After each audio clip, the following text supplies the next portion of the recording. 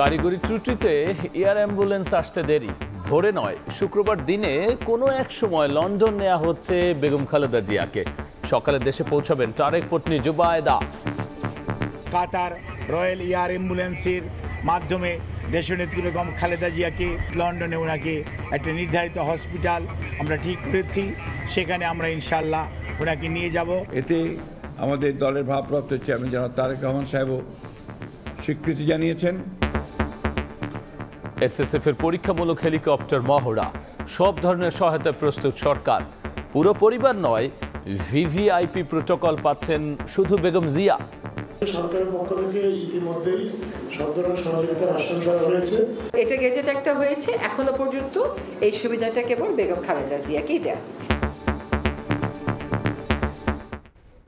দেখছিলেন প্রধান শিরোনাম। রাত 11টার সময় সঙ্গে আছি আমি গোলাম রাব্বি।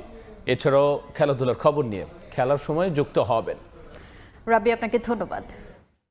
বিশ্বের নানা প্রান্তের খেলাধুলার খবর জানাতে আপনাদের সঙ্গে থাকবো আমি তাজিন খন্দকার। এবার অন্যান্য শীর্ষ সংবাদ। আরো 36 আসনে বিএনপির প্রার্থী ঘোষণা।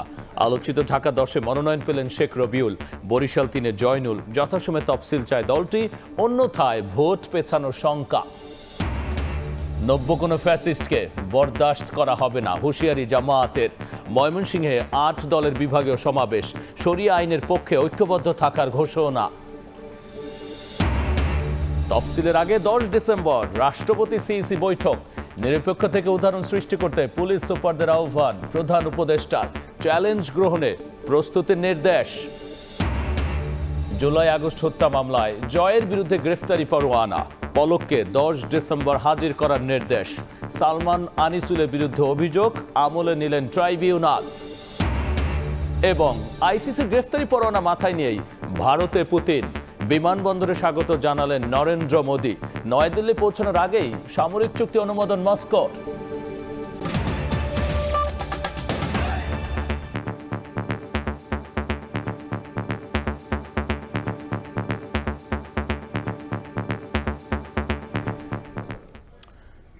কারিগরি ত্রুটির কারণে কাতার আমিরের পাঠানো এয়ার অ্যাম্বুলেন্স আসতে দেরি হওয়ায় শুক্রবার ভোরে নয় দিনে কোনো এক সময় লন্ডন নেওয়া হচ্ছে বেগম খালেদা জিয়াকে।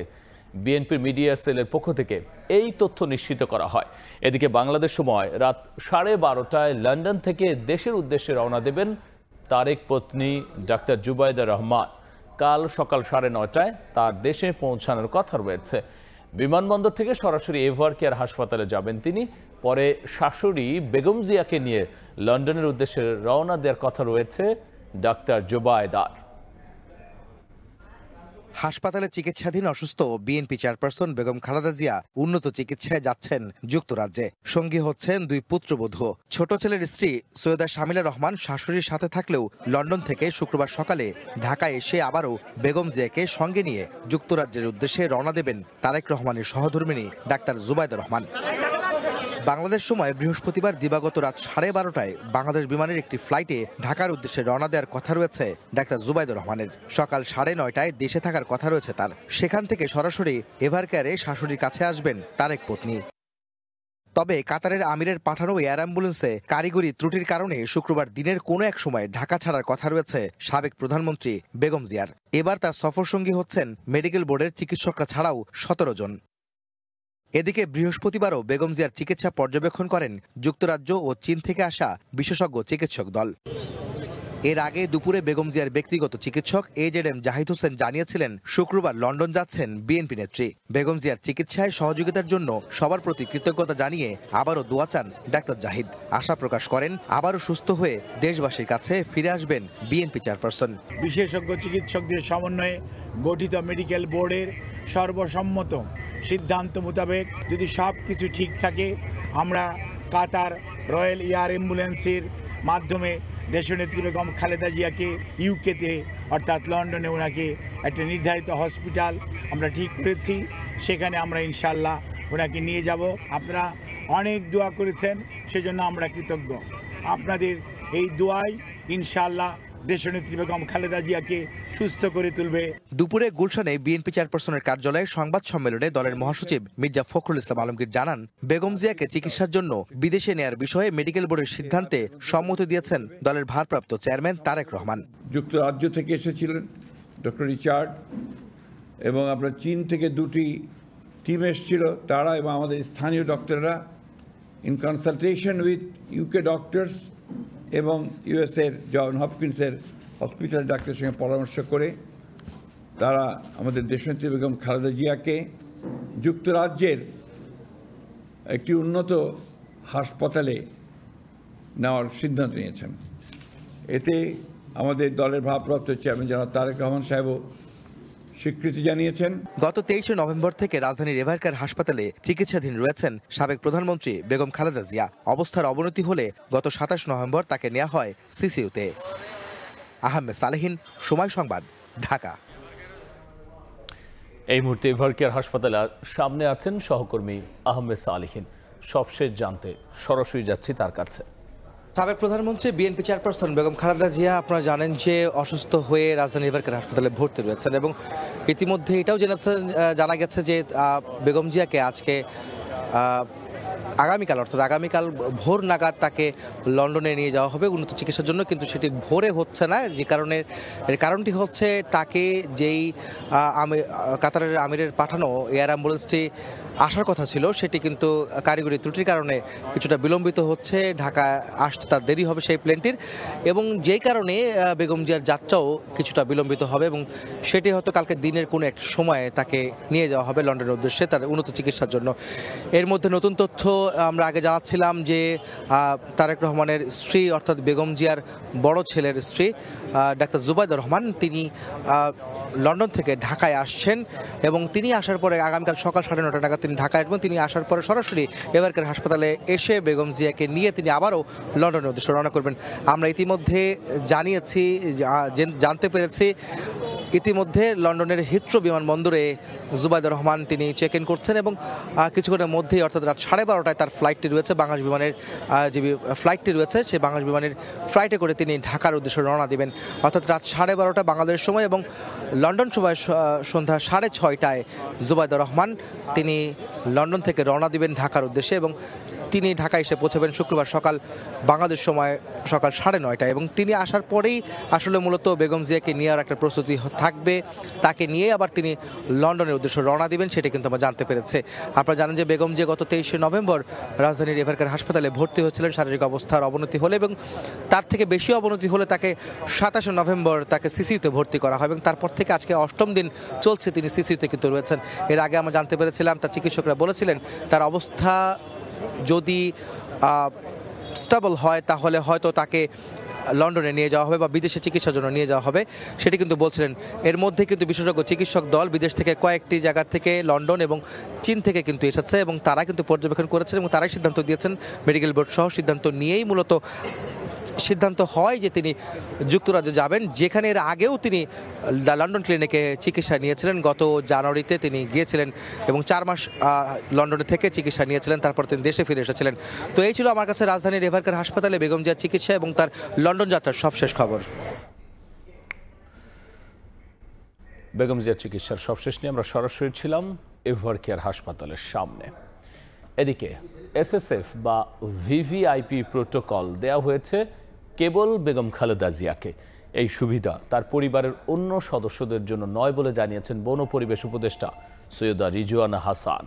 এছাড়াও এদিন উপদেষ্টা পরিষদের বৈঠকে বেশ কিছু সিদ্ধান্ত নেওয়া হয়েছে বলেও জানিয়েছেন তিনি। রাজধানীর তেজগাঁওয়ে প্রধান উপদেষ্টার কার্যালয়ে উপদেষ্টা পরিষদের বৈঠক অনুষ্ঠিত হয়। বৈঠকে সভাপতিত্ব করেন ডক্টর ইউনূস। বৈঠকে চলমান আইন শৃঙ্খলা পরিস্থিতি সহ বেশ কিছু বিষয়ে আলোচনা হয়, নেওয়া হয় বেশ কিছু সিদ্ধান্ত। উপদেষ্টা পরিষদের বৈঠকের বিস্তারিত জানাতে বিকেলে ফরেন সার্ভিস একাডেমিতে সংবাদ সম্মেলন করেন সৈয়দা রিজওয়ানা হাসান।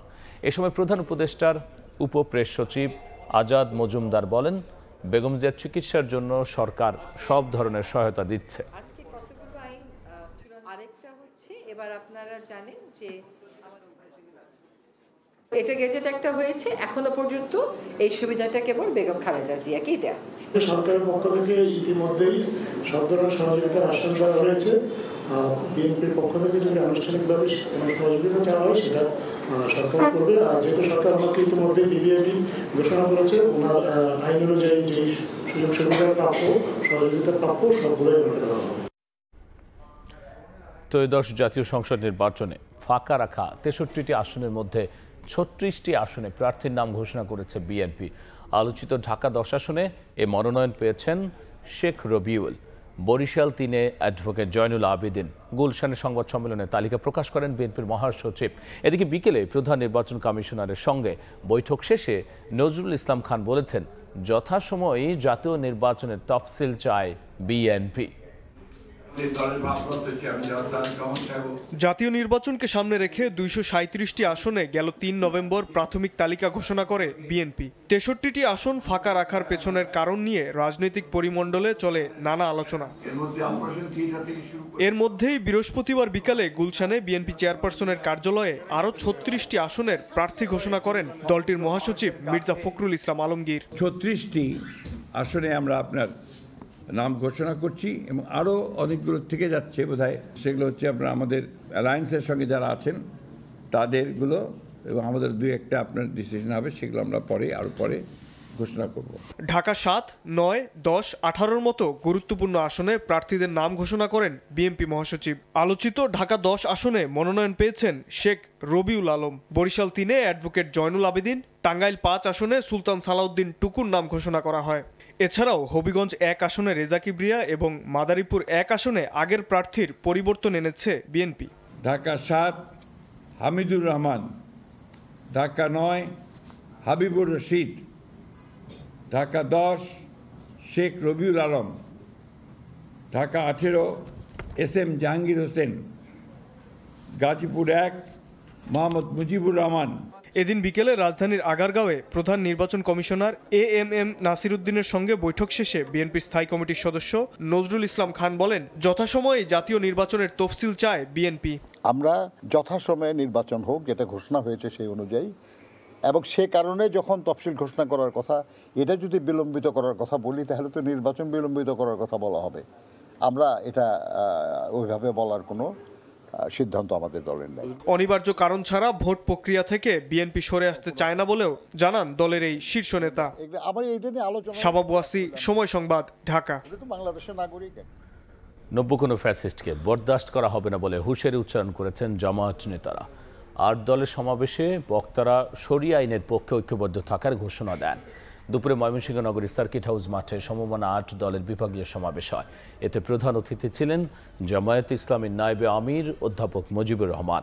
এ সময় তিনি বলেছেন, আবু সাইদ মুগ্ধরা জীবন দিয়ে যে দ্বিতীয় স্বাধীনতা এনেছে তা ব্যর্থ হতে দেয়া যাবে না।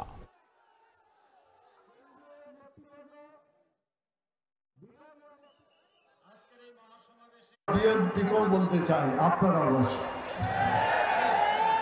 আপনারাও আল্লাহকে এক বলে স্বীকার করেন, আপনারা কোরআনকে মানেন, কোরআনকে এক কিতাব হিসাবে আপনারাও মানেন, কিন্তু দুঃখ লাগে যখন বলেন যে আমরা শরীয়তের আইনে বিশ্বাস করি না। এই কথাটা বোধহয় ভুল করেই বলছে না জেনে শুনে বলছে, আমার বিশ্বাস এখনো ঠিক মতো হচ্ছে না। রাত 11টার সময়ে আরও থাকছে। সীমান্তে আবারও আগ্রাসী বিএসএফ। একদিনে মৌলভীবাজার ও লালমনিরহাটে গুলিতে 2 যুবক নিহত। পতাকা বৈঠকের আহ্বান বিজেপির। ত্রয়োদশ সংসদ নির্বাচন ও গণভোটের তফসিল ঘোষণার আগে 10 ডিসেম্বর রাষ্ট্রপতির সঙ্গে সাক্ষাৎ করবেন AMM নাসির উদ্দিন নেতৃত্বাধীন নির্বাচন কমিশন।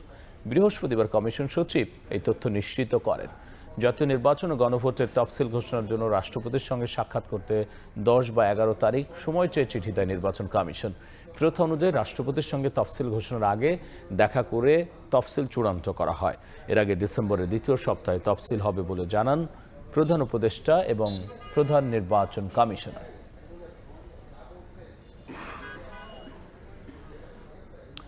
দলনিরপেক্ষ থেকে উদাহরণ সৃষ্টিকারী নির্বাচন করতে পুলিশ সুপারদের প্রতি আহ্বান জানিয়েছেন প্রধান উপদেষ্টা ডক্টর মোহাম্মদ ইউনূস। সকালে রাজধানীর তেজগাঁওয়ে প্রধান উপদেষ্টার কার্যালয়ে 64 জেলার পুলিশ সুপারের সঙ্গে মতবিনিময়কালে তিনি একথা বলেন। এ সময় প্রধান উপদেষ্টা বলেছেন, নির্বাচনের মাধ্যমে নতুন বাংলাদেশের জন্ম হবে, তাই শহীদের আকাঙ্ক্ষা পূরণে ঐতিহাসিক ভূমিকা পালন করতে হবে পুলিশকেই। স্ট্রাকচার যেটা তৈরি করে দিতে হবে। জাতীয় নির্বাচনের আগে লটারির মাধ্যমে 64 জেলার পুলিশ সুপার নিয়োগ দেয় অন্তর্বর্তী সরকার। বৃহস্পতিবার সকালে নির্বাচনকালীন দায়িত্ব পালন করতে যাওয়া 64 জেলার পুলিশ সুপারদের সঙ্গে মতবিনিময় করেন প্রধান উপদেষ্টা ডক্টর মোহাম্মদ ইউনূস। এ সময় পুলিশের ঊর্ধ্বতন কর্মকর্তারা ছাড়াও অন্য উপদেষ্টারা উপস্থিত ছিলেন। এই চ্যালেঞ্জটা নেওয়ার জন্য মানসিক প্রস্তুতি দরকার। পুলিশ সুপারদের উদ্দেশ্যে অন্তর্বর্তী সরকার প্রধান বলেন, আগামী নির্বাচন সাধারণ নয়, শহীদদের আকাঙ্ক্ষা পূরণের নির্বাচন।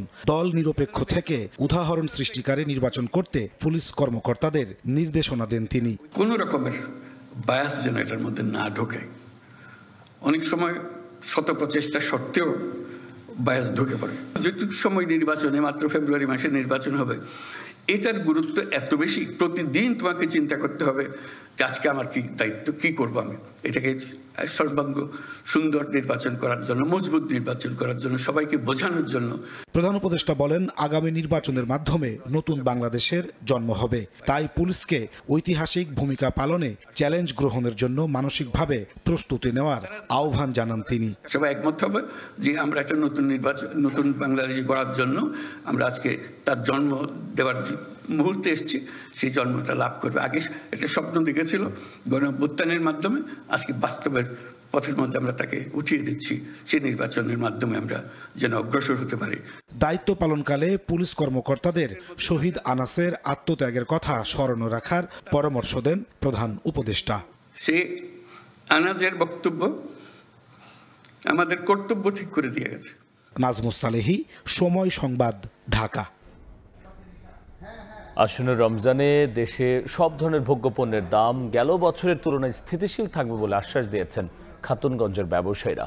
চট্টগ্রামে ভোক্তা অধিকার সংরক্ষণ অধিদপ্তরের মহাপরিচালকের সঙ্গে খাতুনগঞ্জের ব্যবসায়ীদের মতবিনিময় সভা অনুষ্ঠিত হয়। আইনের ব্যত্যয় না করে জনগণের স্বার্থে ব্যবসা করার জন্য ব্যবসায়ীদের প্রতি আহ্বান জানিয়েছেন ভোক্তা অধিদপ্তরের মহাপরিচালক। আর মাত্র 2 মাস বাকি পবিত্র মাহে রমজানের। দেশের ভোগ্যপণ্যের চাহিদা, সরবরাহ ও দাম নিয়ে প্রতিনিয়ত মনিটরিং করছে সরকার। এরই ধারাবাহিকতায় বৃহস্পতিবার দেশের সবচেয়ে বড় ভোগ্যপণ্যের পাইকারি বাজার খাতুনগঞ্জে আমদানিকারক ও পাইকার ব্যবসায়ী নেতাদের সঙ্গে মতবিনিময় করেন ভোক্তা অধিকার অধিদপ্তরের মহাপরিচালক। বৈঠকে দেশের ভোগ্যপণ্যের সরবরাহ, চাহিদা ও দামের বর্তমান চিত্র তুলে ধরার পাশাপাশি আমদানি জটিলতা, মধ্যস্বত্বভোগী, ডলারের দাম সহ বিভিন্ন সমস্যার কথা তুলে ধরেন ব্যবসায়ীরা। সব জিনিসের দাম আপনার ভালো থাকবে, দুইটা কারণ যদি ঠিক থাকে। একটা হচ্ছে যে ডলার গত বছর যেমন 85 বা 2 বছর আগে 87 থেকে 1,110 টাকা, এখন 123-22 এরকম আছে। এটা যদি আপনারা এটা দায়িত্ব আমরা পারবো না। যেহেতু আপনারা সরকারের একটা অংশ, আমরা আপনাদের একজন, আমরা সব সময় ব্যবসা করার জন্য আপনাদের সহযোগিতা কামনা করি। টিডিএসও আর আরবিটি এলসি দেওয়া আছে $8,000 এবং এটাও বিভিন্ন কারণে এসে যাবে কিনা আমরা শিওর না, বাট এটা বুকিং দেওয়া আছে। আইনের ব্যত্যয় না করে জনগণের স্বার্থে ব্যবসা করার জন্য ব্যবসায়ীদের প্রতি আহ্বান জানান ভোক্তা অধিকার অধিদপ্তরের মহাপরিচালক। রোজার আগে দাম বেড়ে যায়, এই যন্ত্রণা থেকে বা এই অপবাদ থেকে আমরা মুক্ত হতে চাই, আপনাদের সহযোগিতা চাই। বৈঠকে আমদানি ও পাইকারি পর্যায়ের পাশাপাশি খুচরা বাজারে সরকারি মনিটরিং জোরদার করার দাবি জানান ব্যবসায়ীরা। ফেরদৌস লিপি, সময় সংবাদ, চট্টগ্রাম। বিএসএফ এর গুলিতে আবারও সীমান্তে প্রাণ গেল বাংলাদেশে। বৃহস্পতিবার মৌলভীবাজার ও লালমনিরহাটে বিএসএফ এর গুলিতে প্রাণ গেল 2 যুবকের। আবারও বিএসএফ এর গুলিতে একই দিনে প্রাণ গেল 2 বাংলাদেশি যুবকের। বৃহস্পতিবার দুপুরে মৌলভীবাজারের কুলাউড়ার কর্মধা ইউনিয়নের সীমান্তবর্তী 1844 নম্বর পিলারের পাশে শুকুরাম উরাং কৃষি জমিতে কাজ করছিলেন। দুপুর 1:30টার দিকে ভারতীয় বিএসএফ সদস্যরা হঠাৎ তাকে লক্ষ্য করে এলোপাতাড়ি গুলি ছোড়ে। পরে সে দৌড়ে কিছু দূর এগিয়ে মাটিতে লুটিয়ে পড়ে। স্থানীয়রা উদ্ধার করে কুলাউড়া সদর হাসপাতালে নেয়ার পথেই মৃত্যু হয় তার। 25 বছর বয়সী এক যুবক গুলিবিদ্ধ হয়ে মুরেশ্বরা বস্তি থেকে আমাদের হাসপাতালে দুপুর 2:25-এর সময় আমাদের এখানে আসে। আমরা তাকে মৃত অবস্থায় পাই। সে গরু চড়াইতে তার বাড়ি থেকে ইন্ডিয়ার সীমান্ত বরাবর গিয়েছিল এবং সেখানে বিএসএফ নাকি তাকে গুলি করে পরবর্তীতে তাকে উদ্ধার করে হাসপাতালে আনে, হাসপাতাল তাকে মৃত ঘোষণা করে। বর্তমানে আমরা আইনগত ব্যবস্থা গ্রহণ প্রক্রিয়াধীন। এদিন ভোরে লালমনিরহাটে বিএসএফের গুলিতে বাংলাদেশি যুবক নিহত হয়েছেন। এলাকাবাসী জানান, পাটগ্রামের শমশেরনগর সীমান্তের 864/5 নম্বর সীমানা পিলারের কাছে কয়েকজন বাংলাদেশি ভারতীয় চোরা কারবারিদের সঙ্গে গরু আনতে শূন্যরেখায় প্রবেশ করেন। এ সময় ভারতীয় চেনাকাটা ক্যাম্পের বিএসএফ তাদের লক্ষ্য করে গুলি ছোড়ে। ঘটনাস্থলে গুলিবিদ্ধ হয়ে সবুজ মিয়া মারা যান। খাদিজা স্বপ্না, সময় সংবাদ।